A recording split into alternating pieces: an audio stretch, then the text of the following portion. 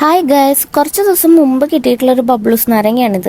ഇത് കൊണ്ടുവരുമ്പോൾ അധികം പഴുപ്പുണ്ടായിരുന്നില്ല. ഇതിന്റെ തൊലിയൊക്കെ ഒരു പച്ച കളറിൽ ഇരിക്കുകയായിരുന്നു. അപ്പൊ അതൊന്ന് പഴുക്കട്ടെ എന്ന് കരുതി അവനെ ഞാനൊരു 4 ദിവസം എനക്കാതെ അവിടെ മാറ്റി വെച്ചിരിക്കുകയായിരുന്നു. ഇനി ഇത് മുറിക്കാതിരിക്കാനുള്ള ക്ഷമ എനിക്കില്ലാത്തതുകൊണ്ട് അതിന്റെ തൊലി ഏകദേശം ഒരു മഞ്ഞ കളറൊക്കെ ആയപ്പോൾ ഞാൻ അതിനെ മുറിക്കാനായിട്ട് എടുത്തു. ഇത് നന്നായി പഴുക്കാതെ കഴിക്കുമ്പോൾ ഇതിന് ചെറിയൊരു കയ്പൊക്കെ ഉണ്ടാവും, വലിയ ടേസ്റ്റ് ഉണ്ടാവില്ല. ആഗ്രഹിച്ച് കഴിക്കാനായിട്ട് ഇരുന്നിട്ട് അവസാനം ടേസ്റ്റ് ഇല്ലെങ്കിൽ പിന്നെ പറഞ്ഞിട്ട് കാര്യമില്ലല്ലോ. അതുകൊണ്ടാണ് ഞാൻ ഇത്രയും ദിവസം വെയിറ്റ് ചെയ്തത്. എന്തായാലും ഇപ്പം ഞാനത് മുറിക്കാൻ എടുത്തിട്ടുണ്ട്.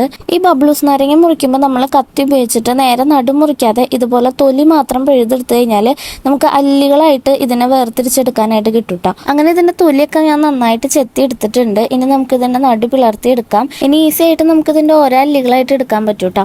കുറേ നാളായി ഇത് കഴിച്ചിട്ട്. അപ്പം ഞാൻ നല്ല ആകാംക്ഷയോട് കൂടിയിട്ടാണ് ഇത് കഴിക്കാൻ പോകുന്നത്. എന്തായാലും മധുരം ഉണ്ടോ ഇല്ലയോ എന്ന് നമുക്ക് ഇപ്പൊ കഴിച്ചു നോക്കിയിട്ട് അറിയാം. കുറച്ച് ദിവസം ഞാൻ ഇതിനെ മാറ്റി വെച്ച് കഴിച്ചത് എന്തായാലും നന്നായി. ഇതിന് നല്ല മധുരമായിട്ടുണ്ടായിരുന്നില്ല, പക്ഷെ അത്യാവശ്യം കുഴപ്പമില്ലാണ്ട് കഴിക്കാൻ പാകത്തിന് മധുരമായിട്ടുണ്ടായിരുന്നു. കയ്പൊന്നും ഉണ്ടായിരുന്നില്ല കേട്ടോ.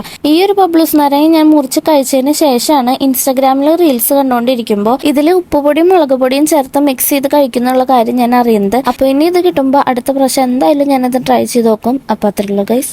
Bye.